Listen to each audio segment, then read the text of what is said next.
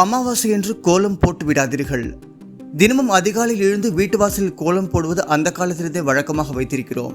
அதிகாலையில் வாசல் கோலமிட்டு வழிபட்டால் தெய்வ கடாட்சம் நிறைந்திருக்கும். இதனால் தான் நம் முன்னோர்கள் தினமும் கோலம் போடுவதை வழக்கமாக வைத்திருந்தார்கள். ஆனால் அமாவாசை அன்று மட்டும் வாசலில் கோலம் போடக்கூடாது. ஏன் என கேட்கிறீர்களா? பொதுவாக நம் வீட்டு வாசலில் கோலம் போடுவது தெய்வத்தை வணங்குவதை மகிழ்ச்சியாக இருப்பதை உணர்த்துகிறது. அதனால் தான் முன்னோர்கள் இதை பின்பற்றி வந்தார்கள். அமாவாசை என்பது பித்திருக்களுக்கான நாள். அந்த நாள் முழுவதும் கோலம் போடக்கூடாது. மறைந்த நம் முன்னோர்களை நினைத்து வழிபட வேண்டும். தர்ப்பணம் கொடுத்து வழிபட்டால் நம் முன்னோர்களின் தாகமும் பசியும் தீரும் என்பது சாஸ்திரம்.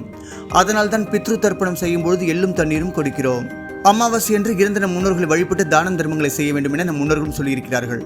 அந்த நாளில் நாம் அவர்களுக்கு பிடிக்காத காரியங்களை செய்யக்கூடாது. அப்படி செய்தால் தர்ப்பணம் செய்யும் எந்த பயனும் இல்லை. அந்த நாளில் நாம் வாசலில் கோலம் போட்டு இருந்தால் வந்த முன்னோர்கள் இவர்கள் நமக்காக இந்நாளை ஒதுக்கவில்லை என நினைத்து வருத்தத்துடன் செல்வார்கள். எனவே அமாவாசை என்று வாசலில் கோலம் போடக்கூடாது என்பதற்கான காரணமாகும்.